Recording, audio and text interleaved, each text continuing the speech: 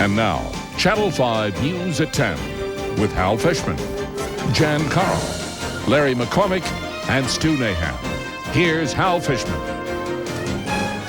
Good evening. A powerful winter storm that's been expected for days has finally arrived here in the Southland. Rain began to fall about an hour ago here in the Los Angeles area, accompanied by lightning and thunder. Heavy showers being reported all over the region. Pacific Coast Highway has been closed in Santa Monica and the Topanga Canyon areas because of mudslides and scattered power outages here in Hollywood, where it is literally pouring. Linda? Yeah, you know, we've been hearing about this storm for days, and it is really coming down with a vengeance right now. The poor tourists here on Hollywood Boulevard are running for cover. I'm sure they weren't expecting this in sunny Southern California, but here it is, and we were expecting this, and it is really nasty right now. It's only been raining like this for a couple hours, and there's already widespread flooding, street flooding, especially here in the Hollywood area, but I'm sure throughout Southern California. Also, the wind is presenting quite a bit of a problem as well with this rain here. We're getting reports of quite a few power outages. The other problem with the wind, apparently up in the mountains, we're hearing reports, some of the mountain resorts, for instance, in the Wrightwood area, reports of wind gusts up to 80 miles an hour already. There has been a report of some kind of a twister in the area of Hesperia. And then we've got the usual trouble spots. First of all, in the Sepulveda Basin, it's already being reported that it's very hazardous to drive in the area. The basin is being shut down. Search and rescue has been dispatched to that area.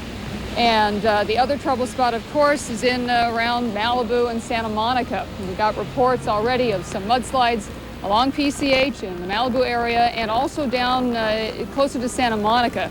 Parts of PCH have been closed as well. There is also reports of thunder and lightning, so this looks like it's going to be a nasty storm. Back to you in the studio. Okay, Linda, it's nice to see you're keeping dry out there. The storm has been hitting coastal areas between Los Angeles and San Luis Obispo pretty hard throughout the evening. Stan Chambers has the latest in this report from Santa Barbara.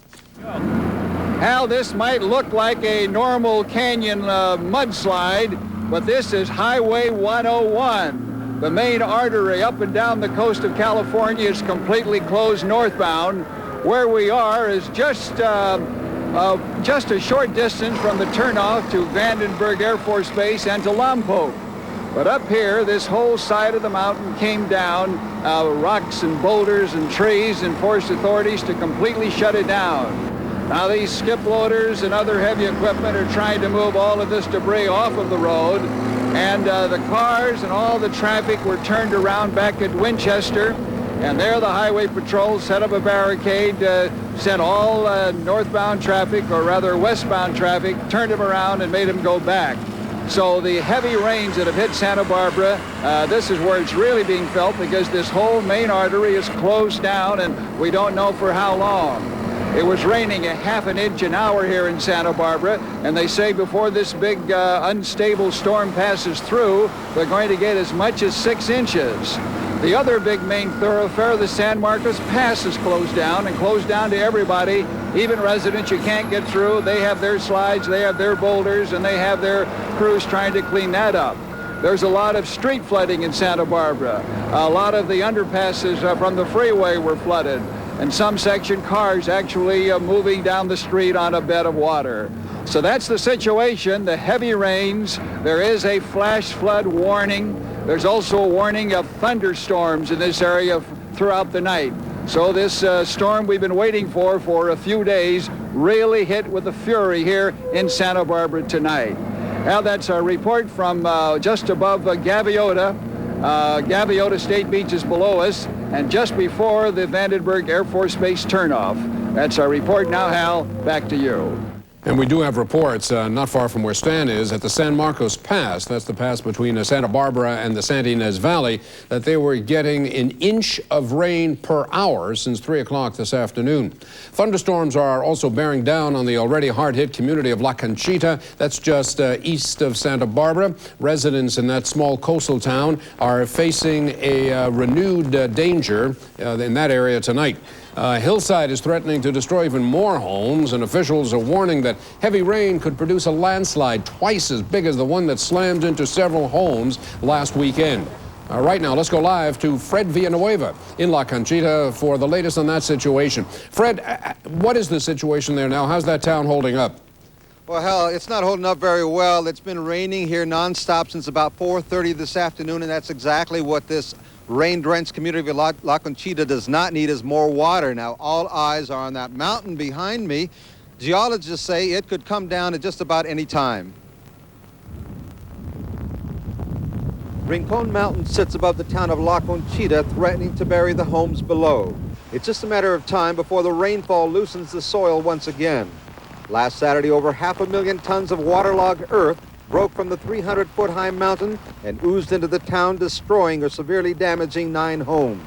After that, county officials recommended that residents living in a designated hazardous area evacuate their residents. Most people did, at least overnight. Last night we slept in a hotel because they said it was going to be heavy rainfall and something might happen. So this is a big concern to you, obviously. Yeah. Are you afraid? Yeah, I'm really scared. Residents have been taking their possessions out of their homes and storing them elsewhere. The normal population of La Conchita is 700. Tonight, only 43 people remain. Emergency crews are standing by in case they're needed. The forecast for the weekend calls for up to 5 inches of rain. It's been raining here for much of the afternoon and evening. The predicted storm could cause mud flows of up to 7 feet high, and officials say the residents staying behind are flirting with disaster. Even though they're out of the hazard zone, we encourage them to leave. Geologists tell us that this could come down in parts or it could come down all at once, and that's the danger of it. And they also tell us that after the rain, because the soil's so saturated, in a couple of days, it could come down even when the sun's shining. So there's no guarantees out here at all. Well, the only guarantee is that things will get worse if this rain continues, and the prediction right now is that the rain will continue at least through tomorrow. Hal, back to you. Okay, Fred, this storm has been lashing the California coast from northern California all the way to the Mexican border. And now farther north, it's been hitting the area for 2 consecutive days. Rusty Dornan has more on the extensive damage in this report. River Street in San Jose, California was just that Friday as floodwaters poured down the streets into the downtown area. While businesses came to a standstill, would-be customers pitched in to help. We think it's going to close us down because we have some flooding in the basement where the electrical is. It's a hotel and restaurant which these kids are bravely trying to save from the floods. What's your normal job, sir? Front office manager, and today I'm toilet stopper and bagger. Hillside, super saturated, continued to slide, closing streets and temporarily shutting down the main highway between Santa Cruz and San Jose.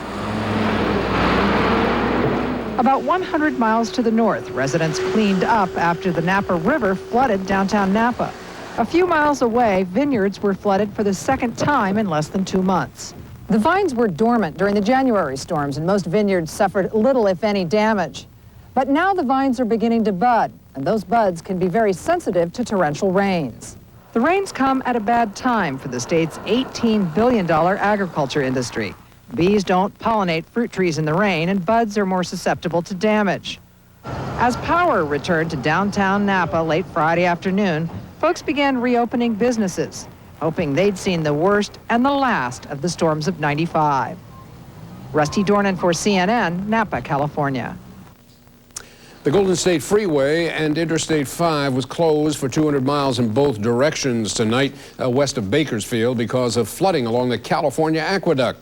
Traffic on I-5 leaving the Southland was being diverted to State Highway 99 north of the Grapevine area. That's U.S. Highway 99. California Highway Patrol officials say the aqueduct simply spilled over its banks onto the highway, making the area west of Bakersfield impassable. No word on when the problem is likely to be resolved. The Highway Patrol is advising drivers to avoid the flooded San Joaquin Valley. All right, right now, let's take a look at the latest radar images to see just where the storm is at the moment. Now, as you can see, the front of the storm has finally begun to move into the area, into our area here in Southern California. The green images on the screen show where the rain is already being detected by radar. Rain is expected to fall throughout the night, extremely heavy at times, and showers will continue through Sunday morning. We'll keep you updated on this storm and the effect of the storm throughout this news broadcast. Jan Carl has the night off this evening, and joining us tonight is Marta Waller. Marta? Thanks, Hal. A dramatic end to another week of testimony today in the O.J. Simpson double murder trial. Minutes before the proceedings were to end, prosecutor Marcia Clark unveiled some crucial pieces of evidence. Evidence the jury will have the weekend to think about. Walter Richards has the details. It's an unveiling that opened all eyes in the courtroom. O.J. Simpson watched, and jurors took lots of notes. Prosecutor Marcia Clark had something to show. Could you please open that package, sir? Detective Mark FUHRMAN unwrapping evidence recovered from O.J.'s Bronco. First, a large shovel, then a heavy-duty plastic bag, then came a towel. That was followed by a broken piece of wood.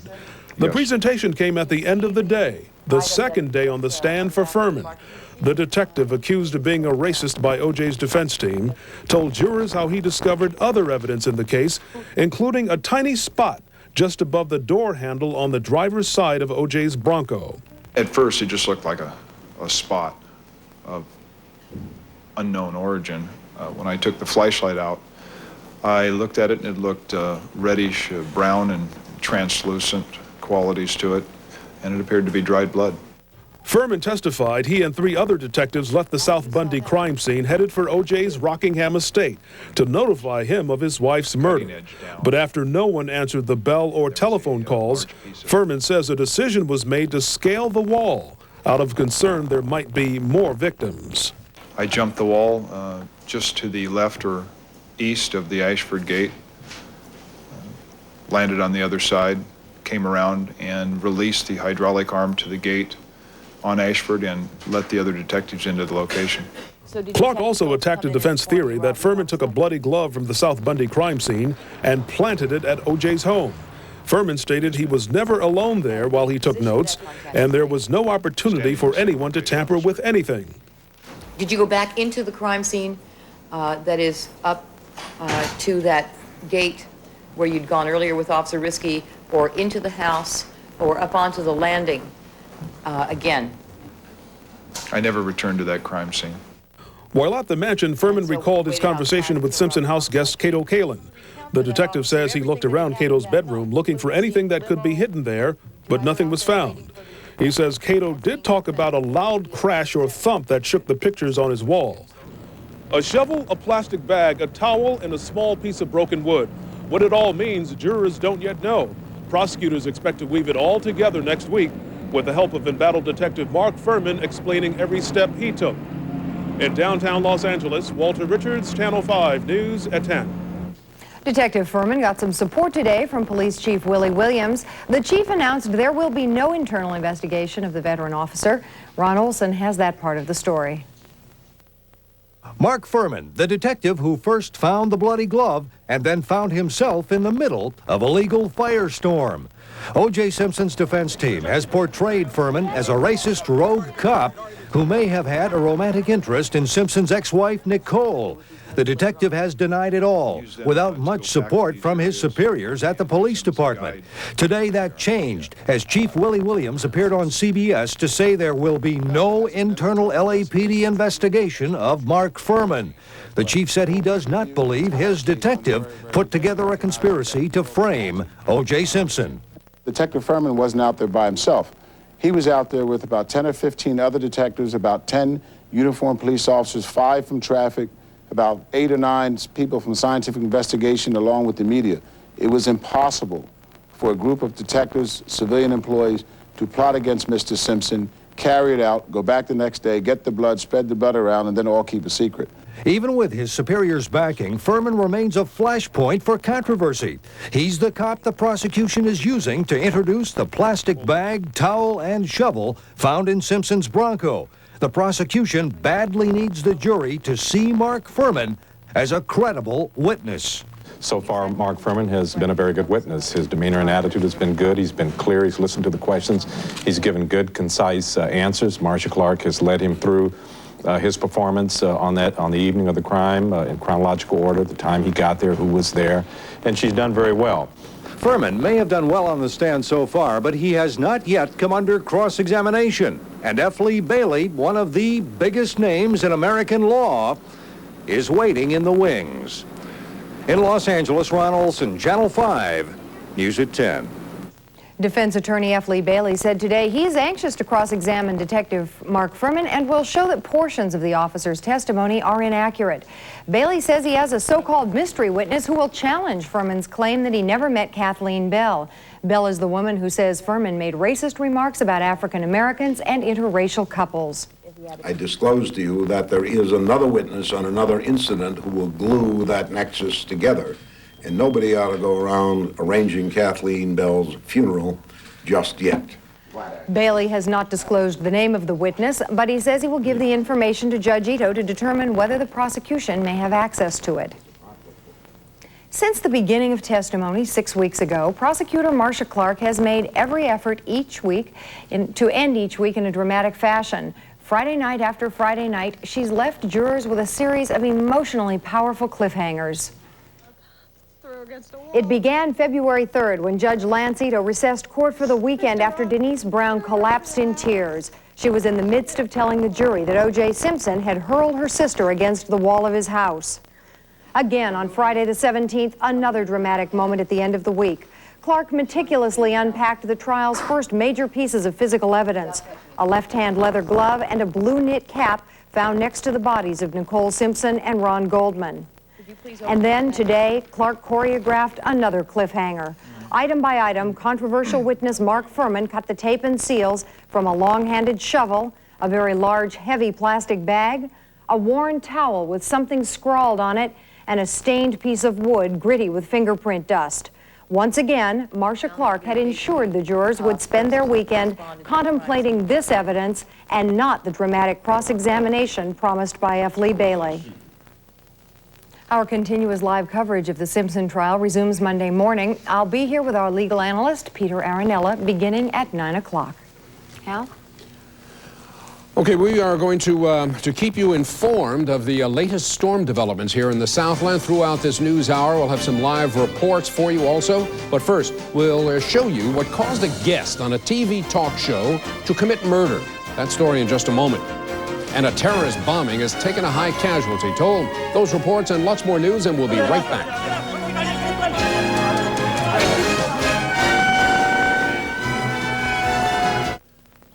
Violence erupted once again today in Pakistan when a terrorist bomb mounted on a motorbike killed 10 worshippers at a mosque.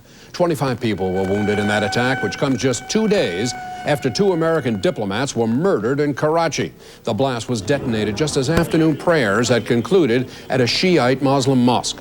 Among the dead were several beggars and children who regularly visit the site on Fridays to collect donations. Police said the incident may have been the latest violent confrontation between Sunni and Shiite Muslims.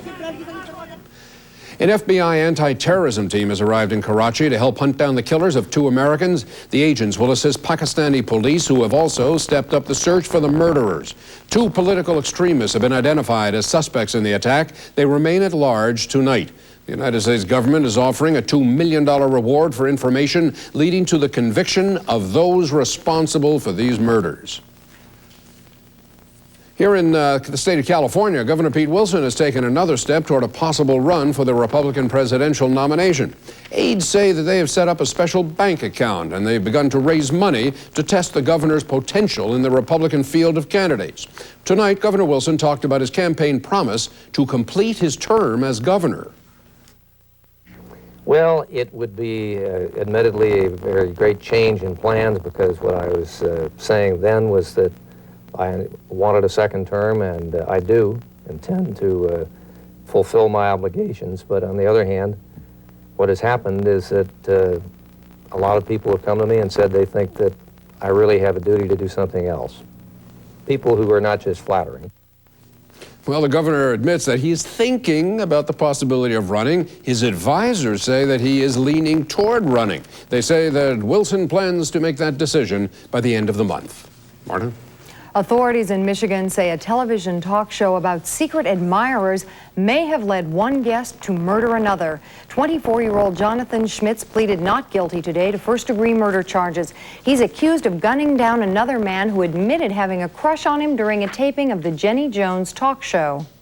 What we've seen on the talk shows is just a total pursuit of confessions on daytime, but in this particular case, They used a ruse to humiliate an individual on national TV, and as a result, one person is dead.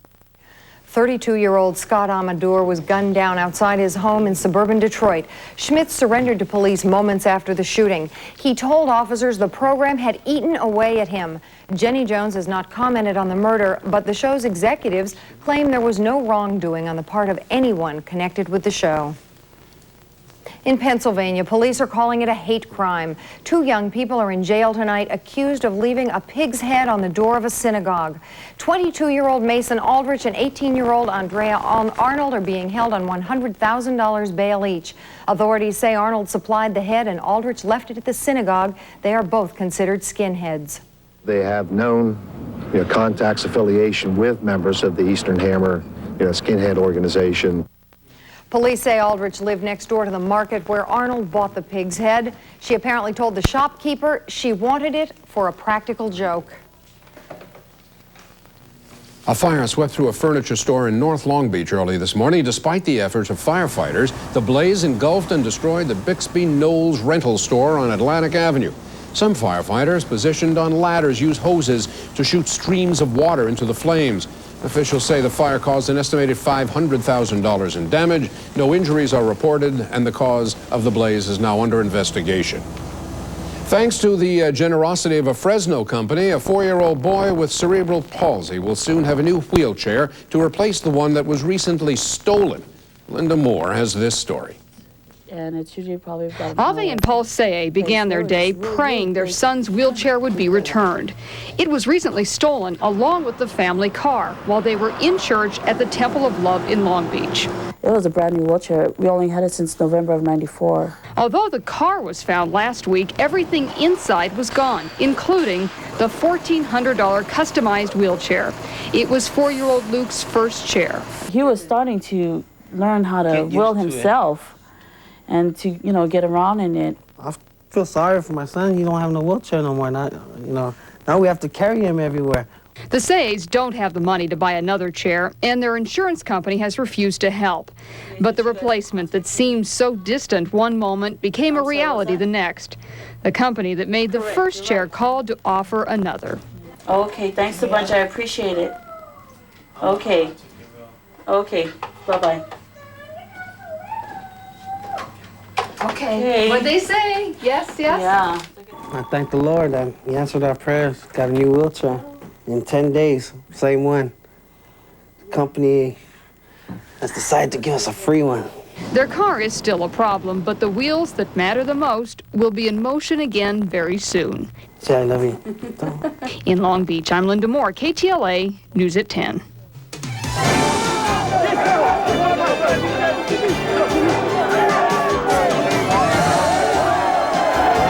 Everybody to the side. Let's get up.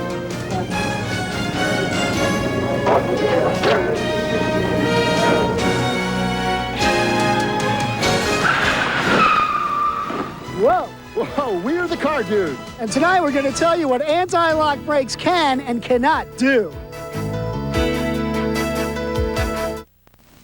Well, let's take a look at some of the top stories making news around the world tonight. In Mexico, the government announced a painful austerity plan to try to pull the country out of its economic crisis. Word of the plan sent the peso higher against the dollar. The Mexican currency jumped by almost 18% against the U.S. dollar, ending a 5-day series of record low closes.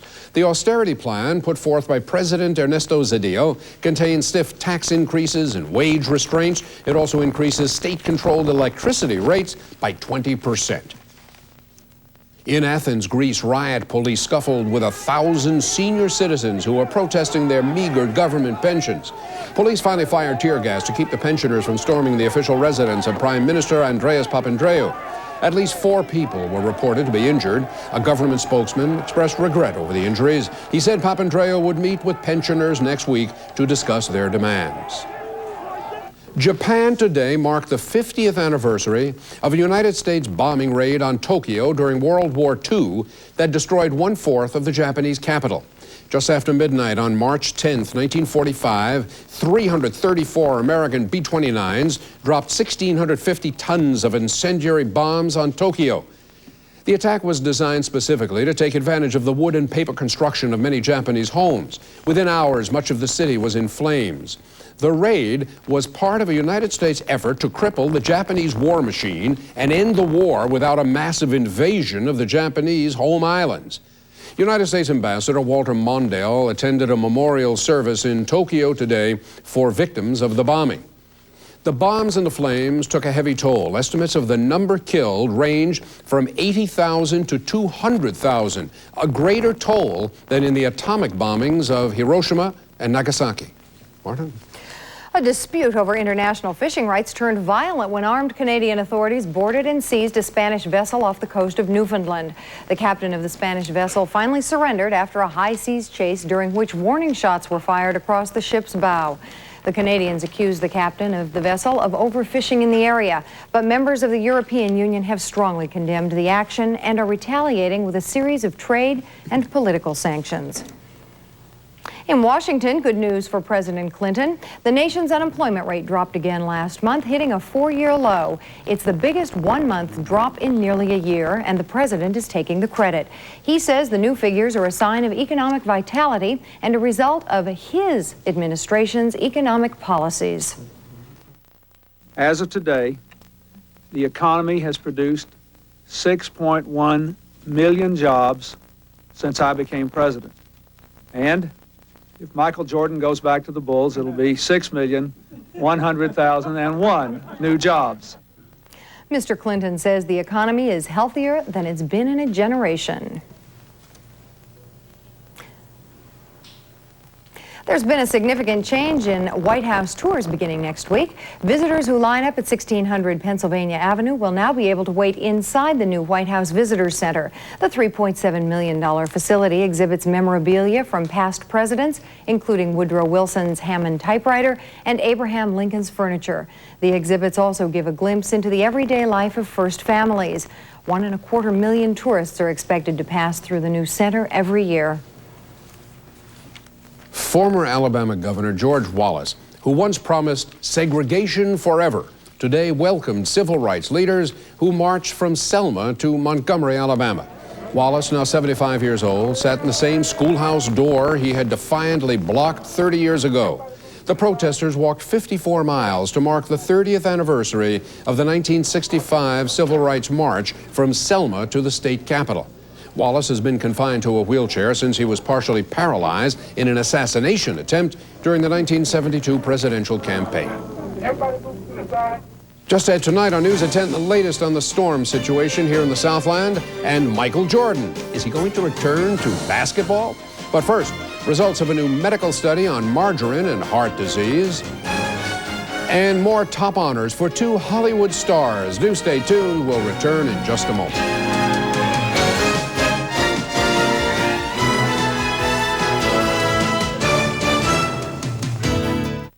A man went on a shooting spree directed against his co-workers this morning. The rampage happened at the Naval Systems Command Center in Arlington, Virginia. The man apparently got into an argument with another employee at the naval office. The man shot the worker and another colleague before finally killing himself. The gunman was pronounced dead at Arlington Hospital. His 2 wounded victims are expected to survive. A strange sight in the streets of London today. What looked like a missile being trucked through the city was actually the nose section of a Concorde supersonic transport, the very first Concorde. This bit of aviation history is going to be auctioned off by Sotheby's next week. It is expected to bring about $40,000. The Concorde is built by an English-French consortium. It first flew commercially back in 1975 and is still flying and can take passengers across the Atlantic Ocean in just 3 hours. Martin?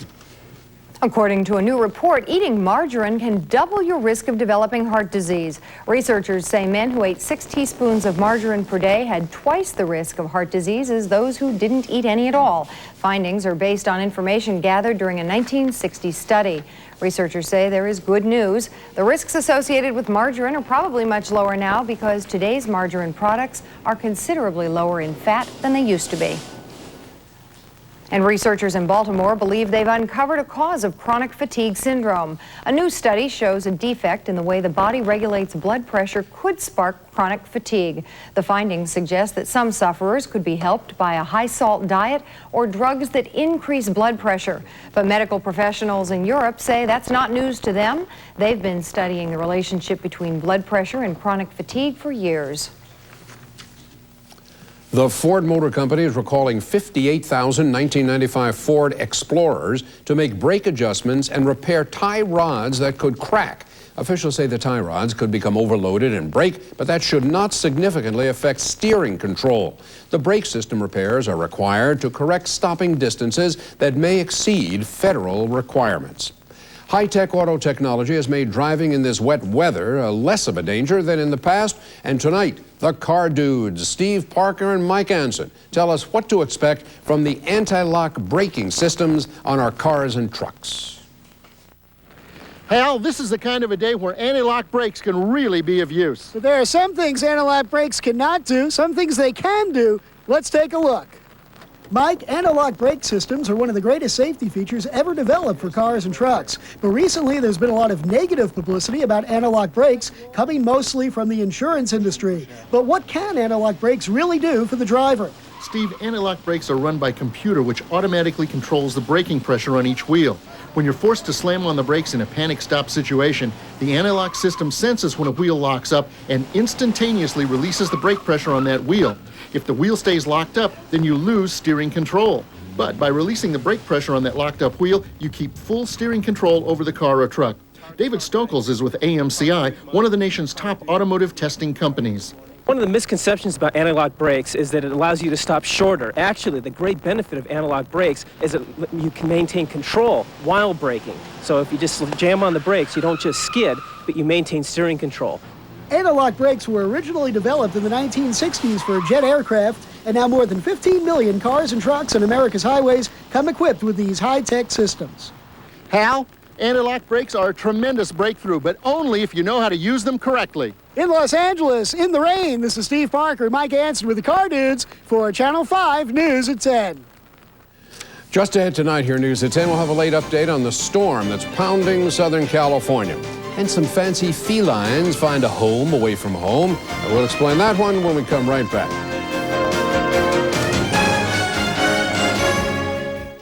The big story tonight, of course, is the weather here in the Los Angeles and Southern California area. Let's go to Marta now and take a look at the weather forecast. Marta? Well, it is absolutely pouring, and it took some time getting here, but this latest storm has finally arrived. Heavy rain that was falling in Santa Barbara and Ventura counties is now moving through Los Angeles. I'll have all the details about the severity of this storm in just a moment, but first let's go outside and check on the current conditions. Right now at the Civic Center, the temperature is 55 degrees, the relative humidity 77%. The barometer stands at 29.70 inches of mercury. It is falling, and the winds are out of the south at 21 miles per hour with gusts up to 26 miles per hour. The high today 65 degrees, the low 58. Sunrise tomorrow at 6:09 with the sun setting at 5:57.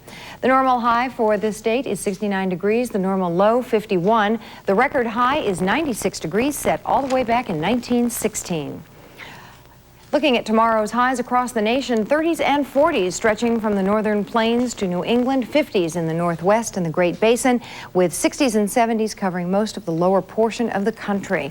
Now let's get a look at the latest radar images. As I just mentioned, the massive band of rain that has been hammering Santa Barbara and Ventura counties is finally upon us. Strong thunderstorms associated with this system will produce very heavy rains and damaging winds throughout the night.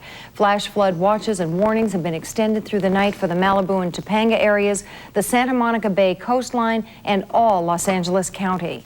Now here's what we can expect from this storm. Rainfall will be extremely heavy at times, with a possibility of over ½ an inch of rain per hour in the mountains and foothills. At least 2 inches is expected to fall along the coast as well as the deserts. For tonight, heavy showers and gusty winds along with thunder and lightning. Lows will drop into the upper 40s and low 50s. Tomorrow's highs, Burbank 61, Ontario 63, Riverside 63. Basically warm weather, but definitely rainy. And tomorrow, the continued showers will be heavy at times. Chance for more thunderstorms, which could produce very gusty winds. Here's the 5-day forecast. Showers and thunderstorms continuing into the weekend. A few lingering showers will remain Sunday morning, but skies will most likely clear by the afternoon. And here's tonight's weather picture. These gorgeous fall colors were taken in Ogden, Utah. We'd like to thank Polly Edwards of Riverside for sharing this with us. So showers through tomorrow, they could be extremely heavy at times, so do use caution if you are driving. Hal. And there are embedded thunderstorms all up and down the coast. I just checked with Los Angeles International Airport. The tops of those clouds are now 30,000 feet. So those are some pretty big thunderstorms. There's a woman in Mississippi who says she'd rather keep company with cats than people, and she's got plenty of company. Kate McElroy started the Cedarville Sanctuary 6 years ago to shelter unwanted exotic cats. Well, the former teacher now counts 18 big cats on her farm, including several lions and a Siberian tiger. She spends $100,000 a year caring for the animals. Most of the money comes from donations.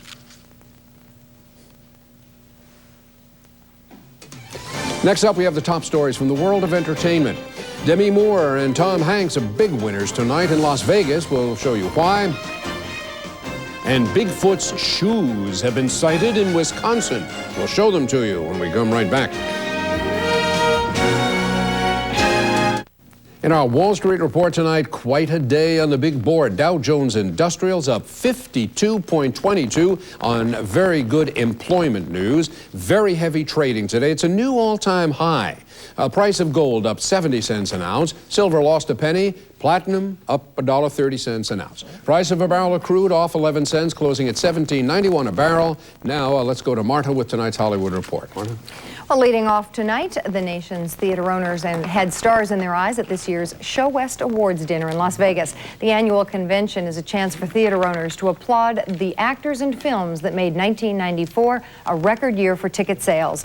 Tom Hanks and Demi Moore were this year's big winners in the Best Performance category. It's an honor that pleased Hanks, even though he spent most of his acceptance speech raving about his favorite brand of movie theater licorice. Twizzlers might be delicious, they might be delightful, hell, they might even be good for you. I will never know because I am a red vine man. Last year's box office receipts hit an all-time high of $5.4 billion. Actor Arnold Schwarzenegger was among the stars at tonight's 7th annual Pinnacle Awards in Century City. The actor was on hand to accept a $150,000 donation for the Governor's Council on Physical Fitness and Sports. Stage and screen star Linda Carter was also recognized tonight for her work on behalf of the Susan G. Komen Breast Cancer Foundation. The Pinnacle Awards are presented each year to individuals who have made lasting contributions in the field of health care. And that's tonight's Hollywood Report. Hal? A footloose Wisconsin shoemaker has accomplished, I guess you might call it a feat, that could make him a shoo-in for Cobbler of the Year. Now you're looking at the new Bigfoot shoe at size 24 EEE. It takes 2 boxes to market the Bigfoot. The shoes were custom made for a 17-year-old high school student for his prom. The shoes are 16.5 inches long and 5.5 inches wide. They go for a pretty big price, also $600. There are new reports at this hour that the heavy rains have brought flooding to Santa Barbara. Right now, we want to go live to Stan Chambers for an update on the situation in Santa Barbara. Stan? Hal, it's still raining here in Santa Barbara, not quite as heavy as it had been most of the evening and throughout the day. Sycamore Canyon, just behind us here, has had 7.5 inches of rain in this storm. We're here at KEYT. They have had 3.5 inches of rain up here, and they're expecting as much as 6 inches in other parts of Santa Barbara. We're sad to report that 2 fatalities, at least officials believe they are fatalities. 2 people in cars swept away in 2 different instances because of the high water, the winds, and the heavy rain. San Marcos Pass is still closed. Boulders and slides and mudslides, no one can get through there. 101 from Santa Barbara to up the state is closed, up near the Vandenberg turnoff because of a landslide. The trailer park here, just off Randolph Mill Pass just off 101 was hit when the creek overflowed. It didn't actually get in, do much damage, but this is the same trailer park that was so badly damaged just 2 months ago. High water and creeks all over causing a lot of damage. A lot of streets, water up to the hubcaps and above in many sections of Santa Barbara. It's been a real devastating day, and everyone is still on the job, still trying to control the situation. It's still raining tonight in Santa Barbara. Al, that's our report. Now back to you. Okay, Stan, we'll have sports coming up in just a moment. Stu Nahan is next, and he has all the sports action for us. But first, the winning numbers for tonight's Fantasy 5 drawing. 1, 5, 10, 35, and 37. Tonight's winning deck en hand, Ace of Hearts, Jack of Clubs, King of Diamonds, and the Queen of Spades. Finally, the winning numbers for tonight's Daily 3, 2, 3, and 3. We'll be right back. And now let's go to Stu Nahan in sports. All right, Al, here's the latest on Michael Jordan. Through his agent, Jordan issued a statement today officially announcing his retirement from baseball, but as for his plans to return to the Chicago Bulls, there is still nothing official. Meanwhile, on the court, the Lakers continued their road trip. They stopped off in their former home, the Twin Cities, Minnesota, and the T-Wolves. Isaiah Ryder had a monster night. He poured in a game-high 33 points. His layup put the T-Wolves up by 12 in the first quarter. Anthony Peeler had 21 for the Lakers. His three-pointer helped L.A. cut the deficit to 5 at the half.